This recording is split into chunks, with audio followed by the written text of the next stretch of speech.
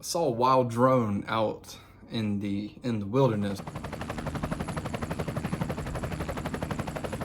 Okay, so I'm on my lunch break right now, and there's maybe about an hour and a half, maybe 2 hours left to trading. We all know that Papa Pal is talking right now, so I just wanted to make a quick video and give you some highlights that caught my attention over the weekend.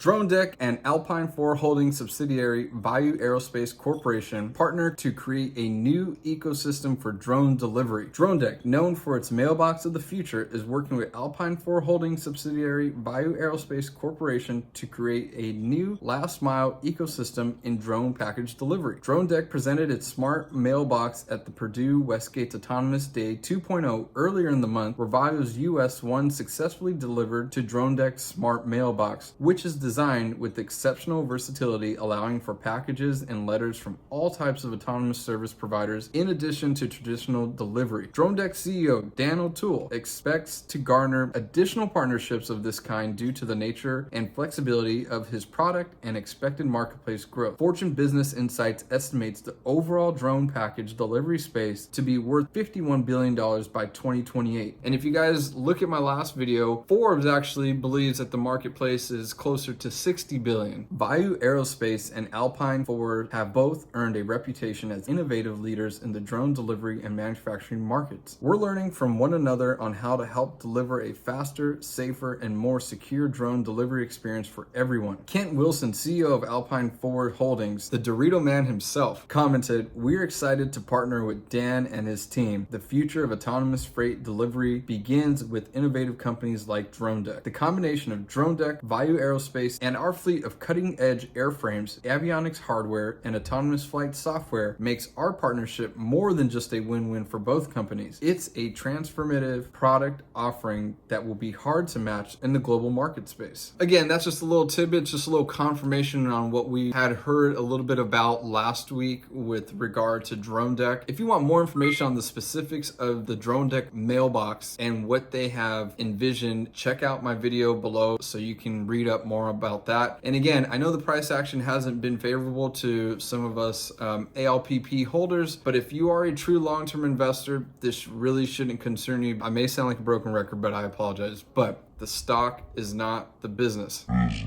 And as we continue to hear new partnerships, new relationships, see these new products, see updates to existing products, all it really does for me personally is solidify why I'm invested into this company. Remember, we have the shareholder meeting on 3/25 this week, so I'll be hoping to hop in that, and over the weekend I will present just some of the main highlights from that, and hopefully we get the earnings reports as well. I'm assuming we'll be getting it soon, no confirmation, but I will be reporting on that as well. Okay, well, just another highlight to add to the books for ALPP. Got a cool new update, a new publication update from BNGO.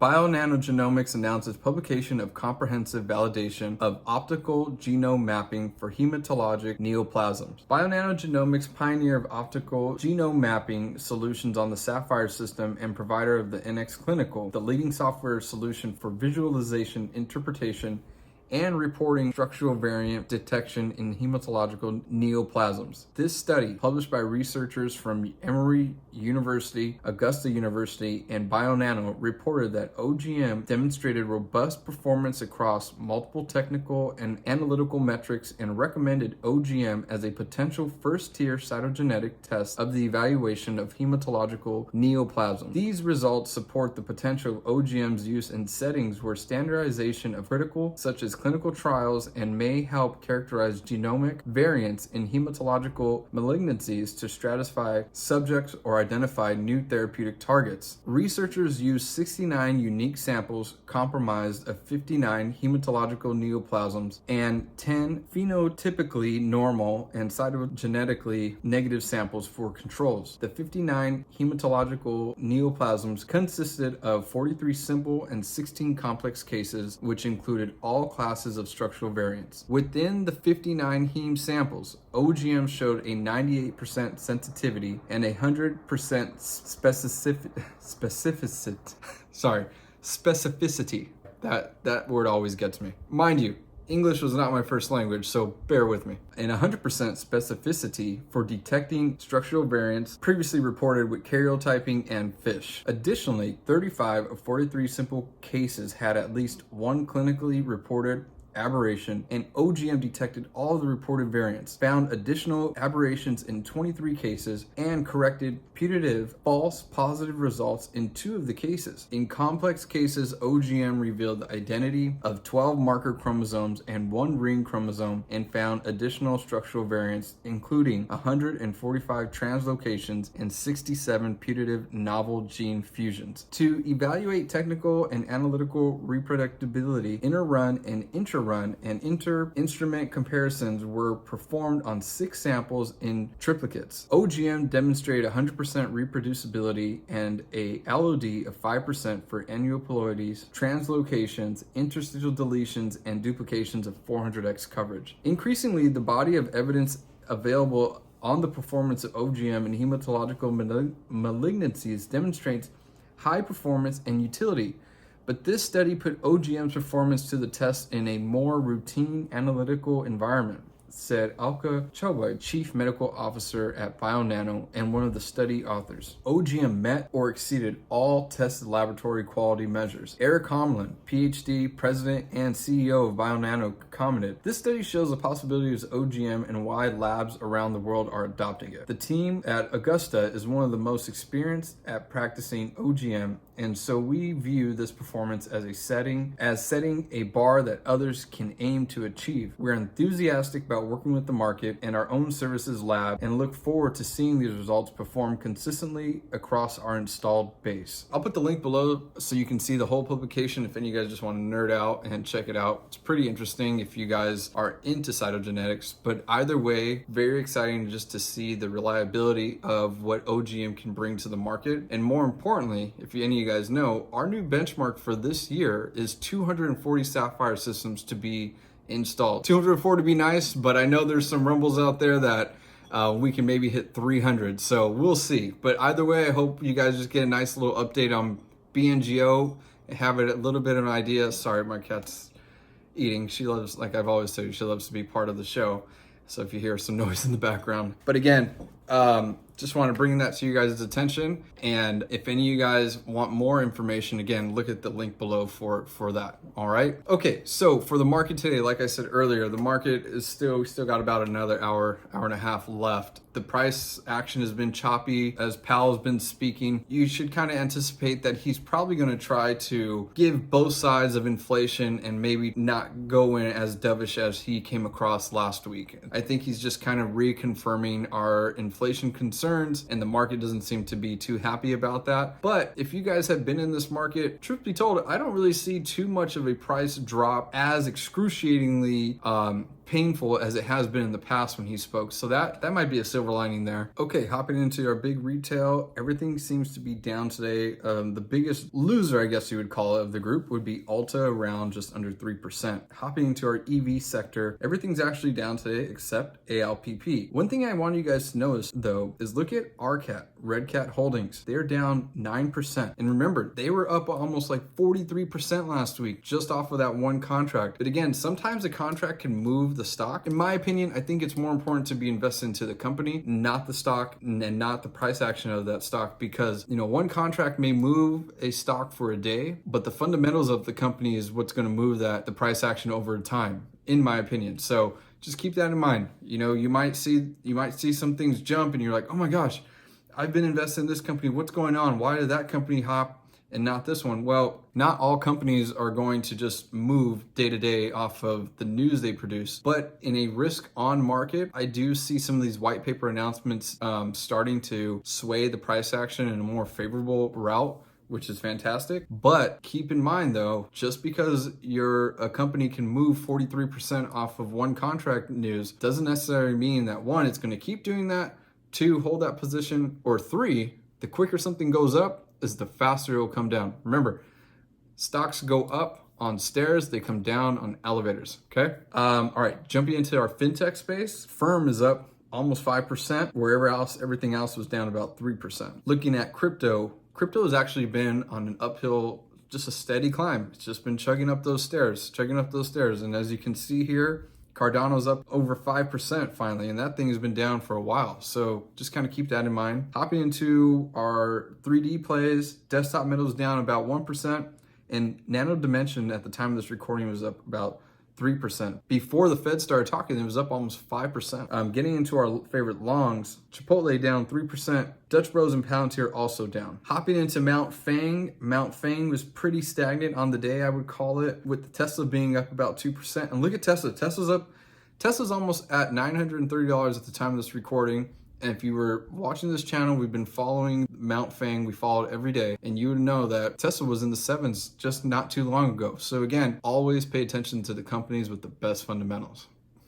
Okay. And again, I just kind of want to go on a little tangent here. For everyone that comes to my page, the goal of my page is, again, I'll repeat, the goal of my page is to bring you guys things that jumped out to me as a long-term shareholder in the companies that I'm invested in or into the sectors that I'm invested in. So there will be days that, like I've told you before, we'll be focusing more on price action, or there'll be days that we're focusing on news of the companies. Personally, I much rather focus on the financials and the news of the companies, because day-to-day price action for me doesn't really do anything besides maybe open the door to buying if it looks like a good deal. Again, I'm relatively new to the YouTube space, so I just want to again thank everyone for who has subscribed, who continues to watch and to share the videos. It means the world to me. You guys have no idea. I made this video because I felt that a lot of YouTubers were just became like false prophets, and I just never understood why you can have such a large platform just to try to sway people in one way or the other. So, I just felt, why don't I just try to make one? Why don't I just try to make a YouTube myself? Give you guys real news, allow you guys to do your own DD, provide you guys links to the same information that I'm getting, and allow for you guys to process and see if you guys see things the way I do with regard to the long-term future for some of my favorite companies. Be careful out there for some of these people that are telling you this stock is going to 2 times or 2x in the next 6 months, or these 7 stocks are going to 5x in the next 3 weeks, or for the month of March, these are the 6 companies you need to look out for. That, to me, that makes no sense. Like, none of us have a crystal ball. You're gonna have YouTubers that tell you last week that they called the bottom, and then today the market will be red and you just hear crickets. And then they might flip, and tomorrow they'll tell you that, oh, I was just playing. I'm not a financial analyst. Do your own due diligence. I'm just here for entertainment purposes. At the end of the day, I know YouTube is a place for entertainment, but it can be a place for education. So I do hope to bring you guys, even as monotonous as it may be sometimes, I would like to just bring you guys information that seems pertinent to some of my favorite stocks. And I hope that everyone that comes to this page has, the same outlook on what these companies have in store for the future. I know myself, and I'll keep saying it, I consider myself a long-term investor. I've only made a handful of sales in the past 2 years, and that's real. My wife and I, we have a crypto portfolio, we have a long-term portfolio, we have our 401k, we have our high growth portfolio, and we even have our OTC portfolio. And what's really exciting is some of the stocks, some of the companies that we had in our OTC portfolio have now moved into the NASDAQ and are actually trading, such as ALPP. And I do believe that ABML, who are working on that, will also uplist. So again, for me, when it comes to the investing space, I just enjoy the journey. I enjoy becoming disciplined with how I spend on my day-to-day so that I can continue to put into the market when the time seems right for me. But when you come here, my goal is to never sway you in one direction or the other on whether to buy or not to buy. I do not want that role. I don't think that's a right role for anyone. My role and my job and what I would like to do with this YouTube page is to present you guys information in real time so that you can find it useful to either help you decide on what to do with some of your positions in some of the same sectors or some of your positions within the same companies. If you guys buy, that's great. If you guys don't buy, that's great. Some of you guys out there may just want to hear about the companies and some of the information that, and some of the progress that these companies have made, because not all of us are in a place financially to invest, but maybe you want to set up an investment in the year or two, but you know you can't do it now. And I know me personally, before I got into the market, I had a watch list of the companies that I wanted to get into. And over time, I started saving. And then I finally found myself jumping into the market and then started realizing, oh, I can budget for the market. I could actually, maybe I don't need those shoes. Actually, I think I'm just gonna buy, I think I might buy more Apple, or I might buy more Palantir. I don't know, whatever it may be. I hope that the growth for this page continues, but more importantly, I hope that we get a community within this page of long-term investors who do their own due diligence and use this information to help make their decisions, not use this information to be the determining factor for their decision. And I think there's a big difference there. So again, thank you so much for checking in with Stock Talk with Eric Anthony. And like always, I'll see you mañana.